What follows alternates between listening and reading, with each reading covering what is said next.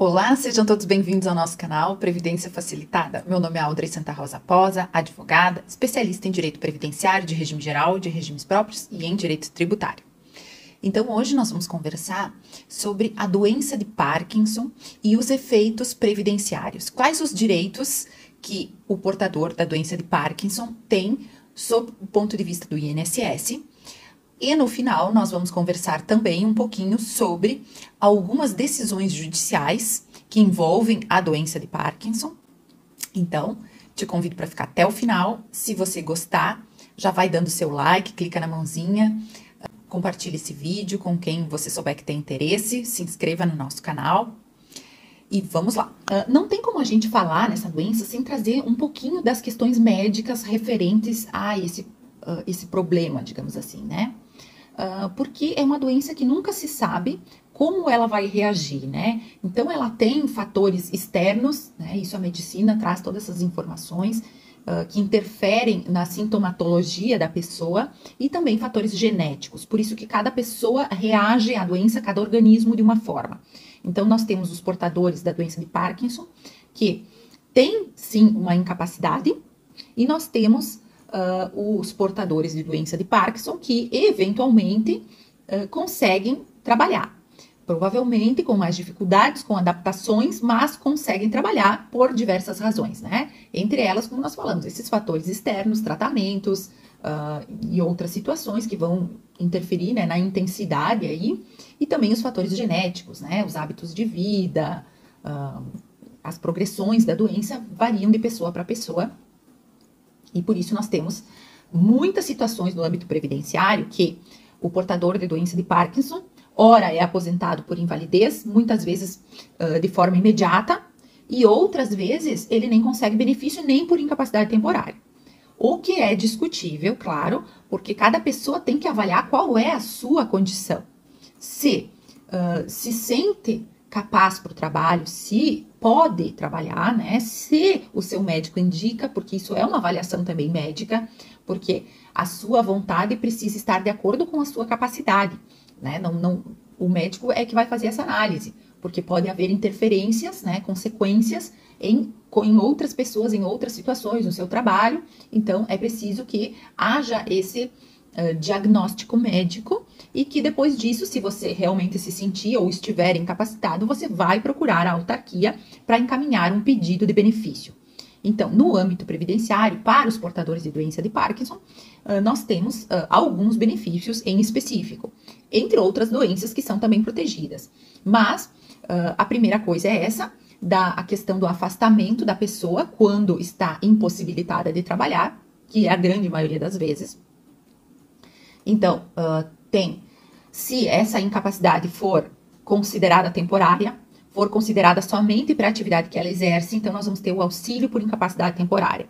Se for considerada uma incapacidade mais prolongada, mais permanente, e para toda e qualquer atividade, nós vamos estar falando em aposentadoria por incapacidade permanente. Então, esse é o primeiro benefício que o portador da doença de Parkinson pode pleitear junto ao INSS. Além disso, nessas situações, ele vai ter a isenção da carência, né? Então, a isenção da carência, aquele número mínimo de contribuições que precisa para você ter direito ao benefício. Nos casos de doença de Parkinson, a pessoa pode ter menos de 12 contribuições e, se for acometida da doença, ter direito ao benefício, mesmo que não tenha ainda essas 12 contribuições. Parece raro, mas é um dado que já se tem, que atualmente no Brasil, 10 a 15% dos pacientes com Parkinson têm menos de 50 anos de idade. Então, vejam que já se torna uma situação não tão rara de acontecer, né? Cada benefício tem uma carência específica, especialmente nos benefícios de antigo auxílio-doença, hoje auxílio por incapacidade temporária, ou aposentadoria por incapacidade permanente, que é a antiga aposentadoria por invalidez. Atualmente, existia um requisito mínimo de 12 contribuições mensais. Esse número já foi alterado significativamente nos últimos tempos. Temos aqui um outro vídeo aqui no canal, vai aparecer uma tagzinha aqui, que então ele fala exatamente dessa carência, né? Em que até que ano foi 6 meses, até que ano foi 12 meses, né? E aí vocês podem estar conferindo aí. Então, Esse artigo 151, ele prevê, né, que até que seja elaborada uma lista ali de doenças, as pessoas que forem acometidas de doenças como o mal de Parkinson, que é o objeto do vídeo de hoje, mas assim também a esclerose múltipla, assim também a tuberculose, assim também a hanseníase, alienação mental, hepatopatia grave, neoplasia maligna, cegueira, paralisia irreversível e incapacitante, cardiopatia grave, espondiloartrose, nefropatia, doença de Paget, síndrome da imunodeficiência adquirida, ou AIDS, e contaminação por radiação.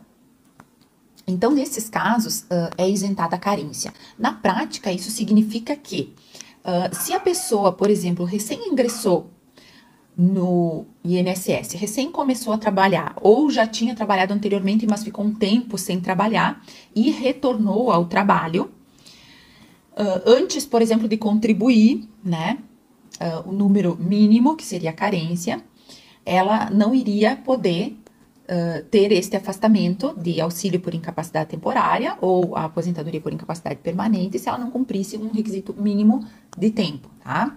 Então, se ela recém tivesse entrado e ficado doente, sem ter cumprido a carência numa doença comum, que não essas, ela iria, então, estar impossibilitada de receber o benefício por, mesmo que constatada a incapacidade, por lhe faltar o requisito da carência. E, ao contrário, se ela for acometida de algumas dessas doenças, como o Parkinson, por exemplo, ela, se estiver incapacitada para o trabalho, vai ter direito ao benefício, mesmo que recém tenha ingressado no INSS, mesmo que não tenha ainda readquirido a qualidade de segurado, caso tenha perdido, devido ao passar do tempo. Então, essa é o primeiro benefício que tem o portador de Parkinson perante o INSS, é a isenção de carência, certo?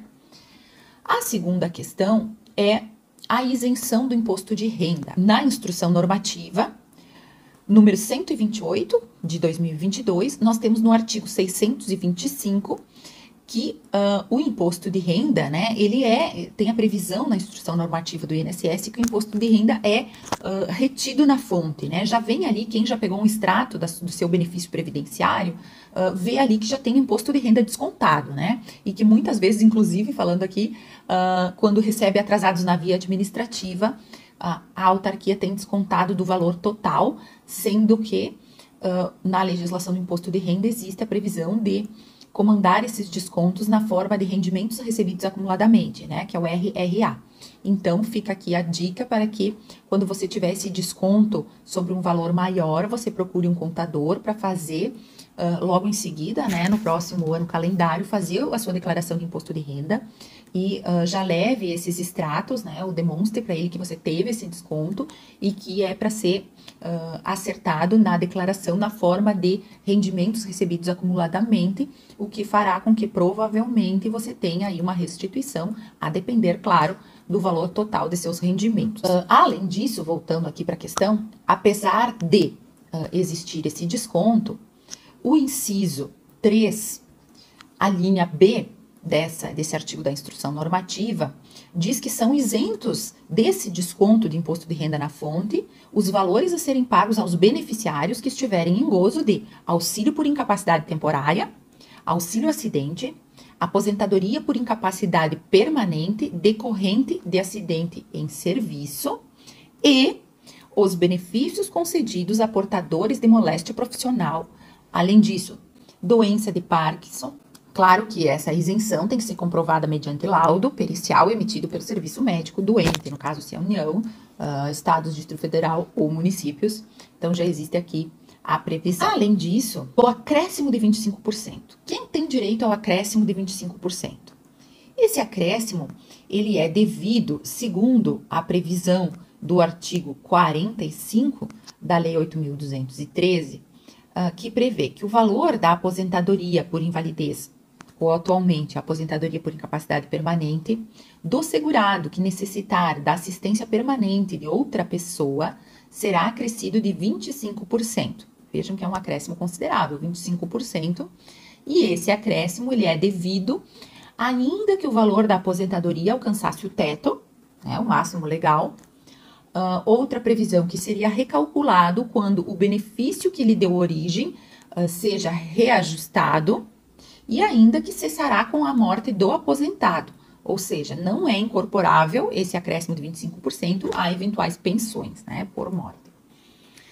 Aqui, o pessoal costuma ter uma dúvida em relação ao que é necessitar do auxílio ou da assistência permanente de outra pessoa. Não quer dizer que essa pessoa precisa estar completamente paralisada, que precisa para tudo, né? E sim no sentido de que ela não consegue fazer sozinha. Então, você não pode, aquela pessoa, ela não tem como se virar, como se diz, no dia a dia sozinha. Ela precisa de alguém que lhe auxilie a comer, ela precisa de alguém que lhe auxilie a preparar, às vezes, alguma coisa do banho, né?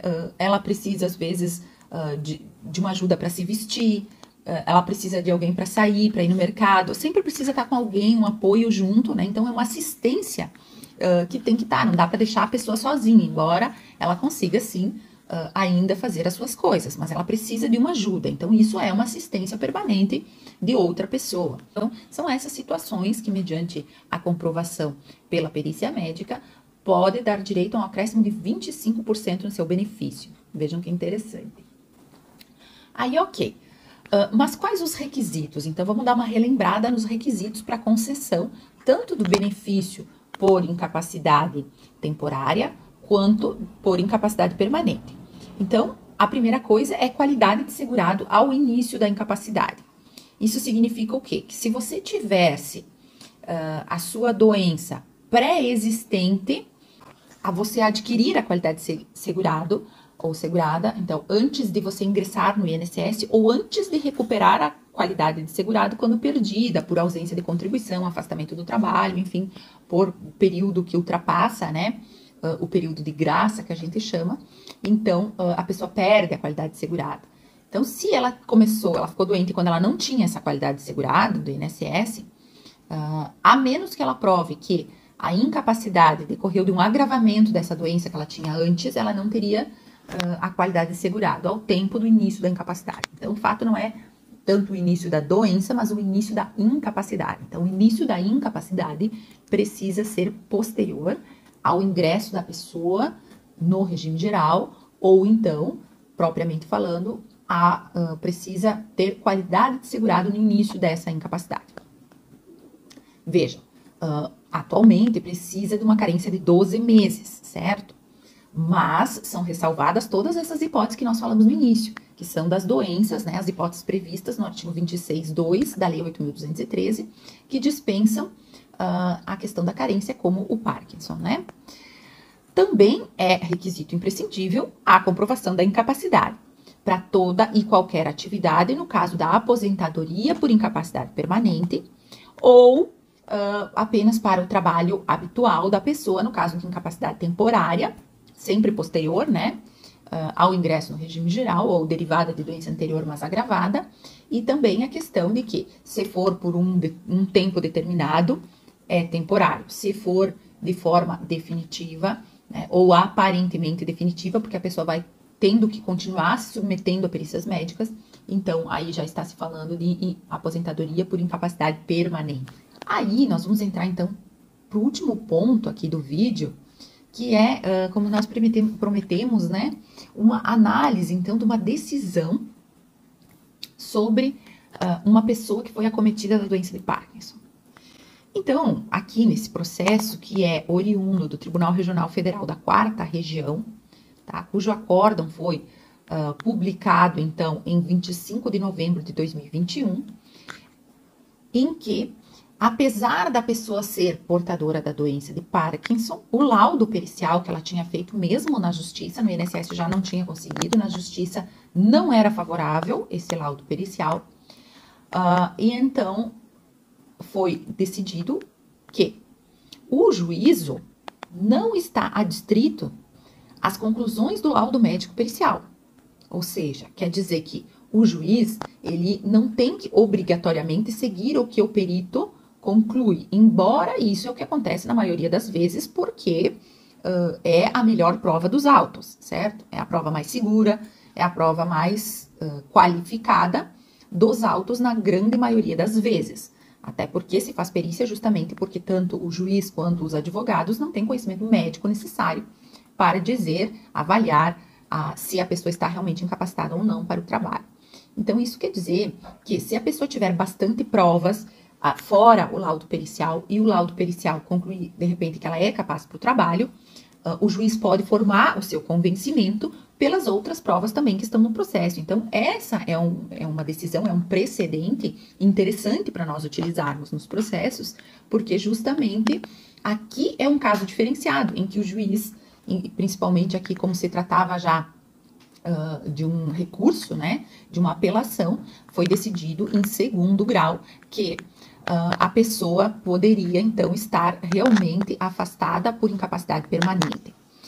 Então, mas no finalzinho aí da ementa, nós temos a seguinte conclusão. Ainda que o laudo pericial realizado tenha concluído pela aptidão laboral da parte autora, a confirmação da existência da moléstia incapacitante referida na inicial, que era justamente a doença de Parkinson, corroborada, né, pela documentação clínica que foi juntada aos autos, associada às suas condições pessoais. Então, foi feita uma associação às condições pessoais, que nesse caso era a questão da habilitação profissional. A pessoa tinha uma função simples, né, sem muita exigência de qualificação, e tinha idade já de 51 anos.